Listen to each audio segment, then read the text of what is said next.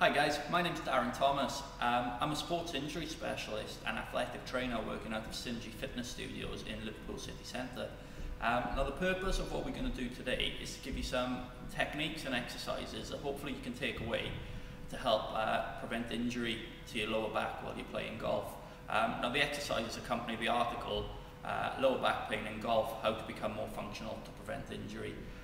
So like I said, these exercises will be great for you to do before you play, before you go out on the course, or if you can, as often as you can at home. As we talked about in the article, we discussed there were two main bully areas, which often your lower back kind of takes up all the slack for, and that's why a lot of golfers experience pain in that region. And these are the thoracic spine and also the hips as well. So as we discussed in the article, lack of motion in these areas can often cause the lower back to become overworked and stressed, leading to pain in that area. So what we're going to try and do is give you some techniques and exercises that can help increase motion in your thoracic spine and your hips to take some of the pressure off your lower back, and also hopefully improve the accuracy and power of your golf swing. Okay, so here we go.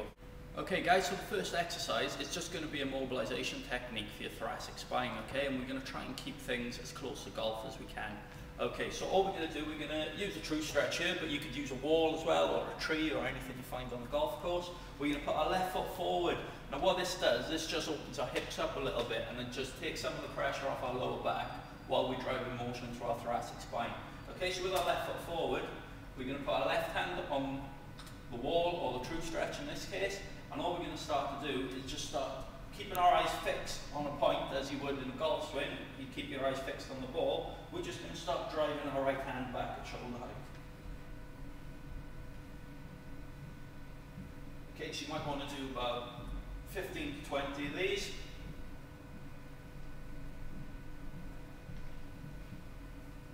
Remember, always keeping your eyes fixed on the target just in front of your left foot. Good. Okay, we're just going to swap hands now, so we're going to get the left shoulder going into motion as well, keeping this left foot forward, and we're just going to start driving around with your left hand. Again, keeping your eyes fixed on the target just in front of you, which would be the ball.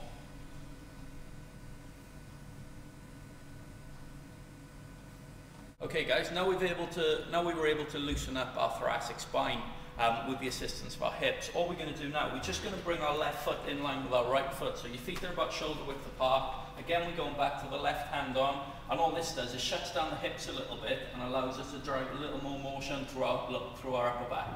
Okay, so we're just going to go back into right hand backwards at shoulder height again.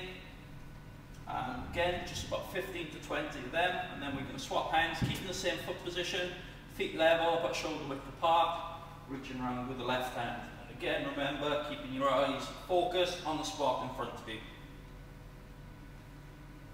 Good. Okay, now from here, hopefully now we should have driven enough motion in our thoracic spine to take some of the pressure off our lower back. So what we'd like to do is take our right foot just slightly forward, again, which locks down our hips slightly and allows us to drive a little more motion and kind of isolate our thoracic spine a little bit more. Okay, so we're going to go back to left hand on the true stretch. Again, you could use a wall and start driving back our right hand again. And remember, keeping your eyes focused on your ball or your imaginary ball just in front of your feet there. Okay, and again, 15 to 20 of those. Swap hands, start driving around with your left hand as well. Okay, now if you do get pain in this area, because we have shut down the hips quite a lot, just all you can do is either go back to feet level at shoulder width apart, or if you're experiencing pain here, take it all the way back so your left leg is forward. Again, this opens up the hips and allows them to assist in the golf swing a lot more. Okay guys, now we've moved away from our exercises on the wall, we're just going to try and make things a little bit more golf specific.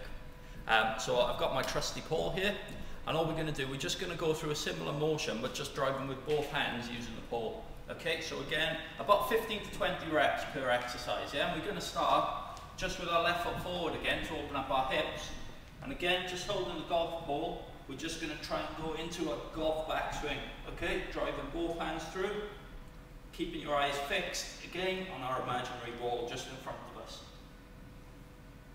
Okay, we're going to bring our Left foot forward, so both feet are parallel and about shoulder width apart. Okay, so that just shuts down the motion in our hips a little bit and allows our thoracic spine to do a little bit more work. Okay, so again, 15 to 20 reps in this position.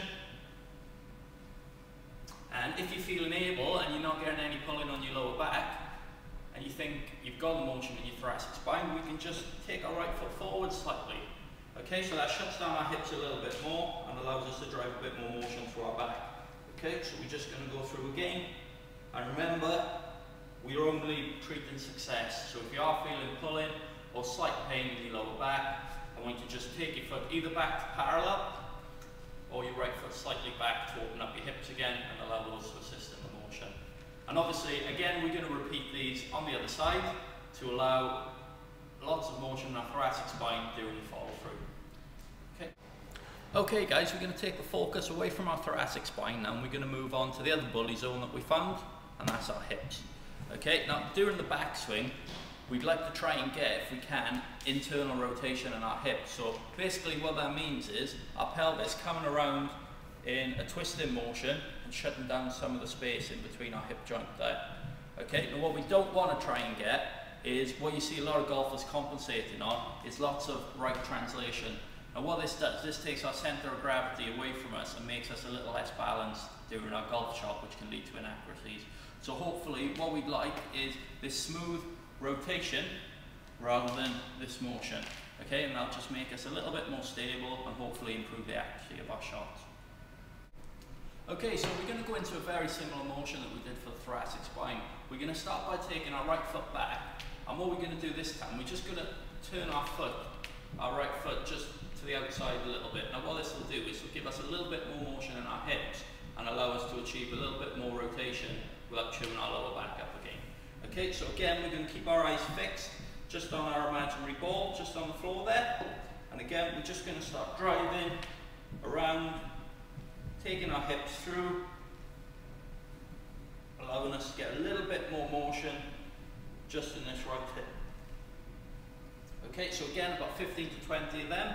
We're going to just bring the foot slightly bit forward, and again with the toe just slightly more internally rotated. Okay, so we're just going to rotate it in a little bit more. Okay, we're just going to drive the same motion again, keeping our eyes on our imaginary ball. Again, if you're feeling lower back pain here, just take your foot back a bit, but if you think the motion's there, you can just bring it a little further forward. And again, driving the motion, about another 15 to 20, and if you think the motion is there even more, and you think the motion's really good, you can bring it back to a golf stance. Okay, and again, you're just going to concentrate on bringing your hips through and driving that motion of the golf swing. Okay guys, so there was a few very simple exercises where you can perform anywhere really. So like I said, before you start your round of golf, just on the course, or in the comfort of your own home, or in a gym environment, okay? Obviously there's a lot more to it. The body is a lot more complicated than just opening up your hip and your thoracic spine to take the pressure off your back. But hopefully these simple exercises can make a big difference into your golf swing and the pain you're suffering in your lower back as well as a result. I hope you enjoyed the video guys. Look out for future releases from Synergy, and I'll see you soon.